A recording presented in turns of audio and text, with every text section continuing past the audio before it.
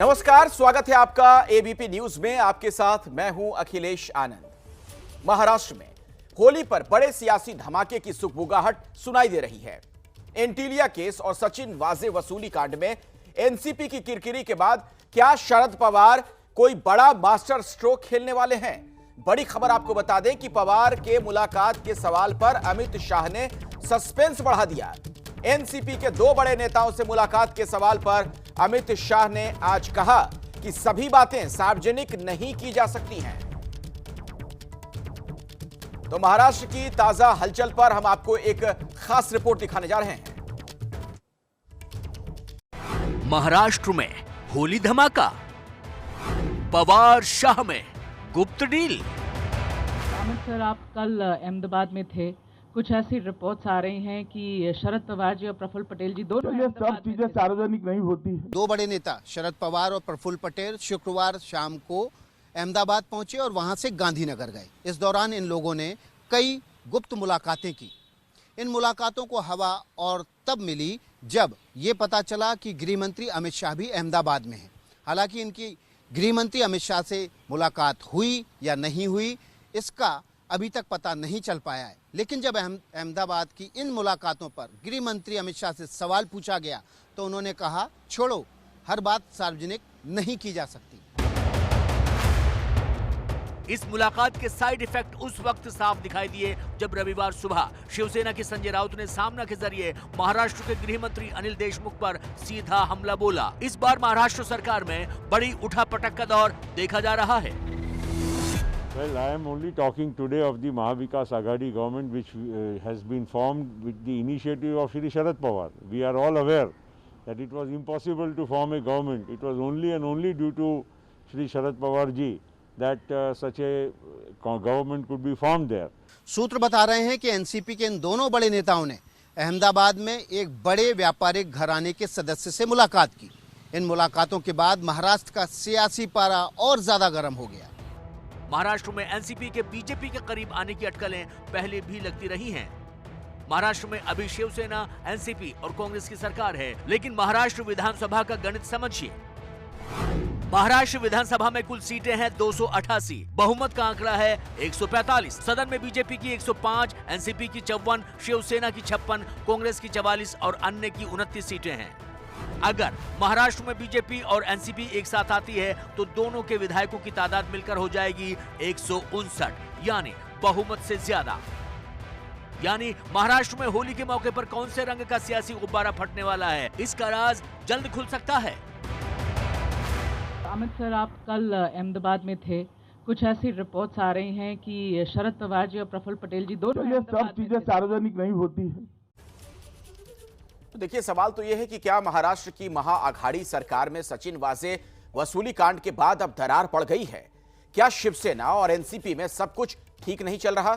शिवसेना ने 100 करोड़ की वसूली कांड में आज महाराष्ट्र के गृह मंत्री अनिल देशमुख पर सीधा हमला बोलकर कई सवाल भी खड़े कर दिए हैं। आखिर असिस्टेंट पुलिस इंस्पेक्टर यानी एपीआई लेवल के अधिकारी सचिन वाजे को इतने अधिकार किसने दिए, ये जांच का विषय है। पुलिस आयुक्त, गृह मंत्री और मंत्रिमंडल के कई प्रमुख लोगों का दुलारा था सचिन वाजे। मुंबई पुलिस आयुक्त के दफ्तर में बैठकर वाजे वसूली कर रहा था और गृह मंत्री को इस बारे में जानकारी नहीं होगी। गृह मंत्री ने वाजे को 100 करोड़ वसूली का टारगेट दिया था, ऐसा आरोप मुंबई के पूर्व पुलिस कमिश्नर परमबीर सिंह लगा रहे हैं। अनिल देशमुख को गृह मंत्री का पद दुर्घटनावश मिल गया। जयंत पाटिल, दिलीप वलसे पाटिल ने गृह मंत्री बनने से इंकार कर दिया था। तब ये पद शरद पवार ने देशमुख को सौंपा। शिवसेना के मुखपत्र सामना में संजय राउत के इस कॉलम ने तूफान खड़ा कर दिया है। सचिन वाजे वसूली कांड में संजय राउत ने सीधे सीधे महाराष्ट्र के गृह मंत्री अनिल देशमुख को घेरा तो विपक्ष ने भी देशमुख और महाअघाड़ी सरकार पर हमला तेज कर दिया। सचिन वाजे की इंक्वायरी में ये सामने बात आती है कि उसके सर्विस रिवॉल्वर में 30 बुलेट्स कानूनन होनी चाहिए, दी जाती है।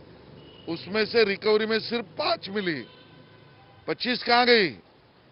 ये 25 बुलेट सचिन वाजे ने किस काम के लिए यूज की? महाराष्ट्र की महाअघाड़ी सरकार में बड़ी पार्टनर। एनसीपी को संजय राउत का अनिल देशमुख पर हमला नागवार गुजरा। तीन पक्षाचं सरकार आहे. तीन पक्षाच्या सरकारमध्ये उद्धव ठाकरे साहेबांना शिवसेनेमध्ये कुणाला मंत्री, राज्यमंत्री आणि डिपार्टमेंट द्यायची हा त्यांचा अधिकार आहे. काँग्रेसला जी मंत्रिपद, राज्यमंत्रीपद मिळाली ती कुणाला द्यायची हा सर्वस्वी सोनिया गांधींचा अधिकार आहे. आणि राष्ट्रवादी काँग्रेस पक्ष 99 पासून मधली 5 वर्ष अपवाद वगळता सरकारमध्ये काम करतोय आणि ते काम करत असताना उधर महाराष्ट्र के गृह मंत्री देशमुख ने बताया है कि सीएम उद्धव ठाकरे ने मुंबई के पूर्व पुलिस कमिश्नर परमबीर सिंह के 100 करोड़ वसूली के आरोपों की जांच हाईकोर्ट के रिटायर्ड जज से कराने का फैसला किया है। माननीय मुख्यमंत्री महोदय ने और राज्य शासन ने इस आरोपों की जांच रिटायर्ड हाईकोर्ट जज के द्वारा करने का निर्णय लिया है और उस प्रकार ये आरोपों की जांच होगी और जो भी सच है वो सामने आएगा। संजय राउत का देशमुख पर सीधा हमला और उसके बाद लगातार चल रही बयानबाजी से साफ है कि महाअघाड़ी सरकार में सब कुछ ठीक नहीं चल रहा है। एंटीलिया और मनसुख हिरेन मर्डर केस में एनआईए ने जांच तेज कर दी है और इस बीच खबर यह है कि सचिन वाजे की निशानदेही पर एनआईए ने मुंबई की मीठी नदी में गोताखोर उतारे और कई अहम सबूत हासिल किए हैं। उम्मीद यह की जा रही है कि एनआईए दोनों केस की जांच में जल्द ही बड़ा खुलासा कर सकती है।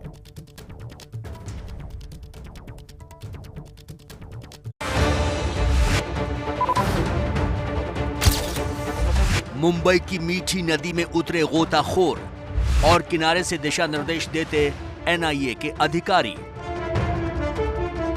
तस्वीरें मुंबई के बांद्रा कुर्ला कॉम्प्लेक्स यानी बीकेसी इलाके की हैं, जिसके पीछे बहने वाली मीठी नदी में की जा रही है एंटीलिया विस्फोटक केस और मनसुख हिरेन मर्डर केस से जुड़े सबूतों की तलाश। गोताखोरों को जो कुछ मिल रहा है उसे रस्सी के सहारे किनारे खड़े एनआईए के अफसरों तक पहुंचाया जा रहा है। एनआईए की टीम ने यहां सचिन वाजे की निशानदेही पर सर्च ऑपरेशन चलाया। सचिन वाजे को यहां साथ लेकर पहुंची थी एनआईए। गोताखोरों ने मीठी नदी से लैपटॉप, प्रिंटर और सीपीयू बरामद किया है। नदी से हार्ड डिस्क और डीवीआर भी मिला है। आशंका है कि इन्हें तोड़कर नदी में फेंका गया था। गोताखोरों ने नदी से 2 नंबर प्लेट भी निकाली हैं। इनका भी एंटीलिया में इस्तेमाल कारों से कनेक्शन हो सकता है।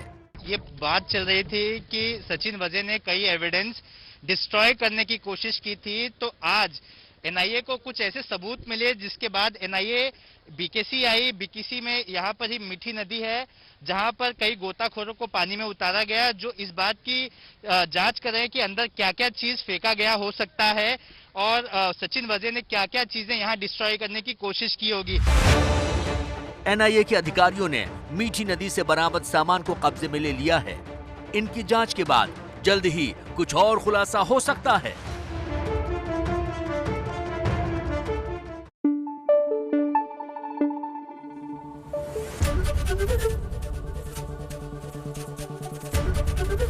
एबीपी न्यूज आपको रखे आगे।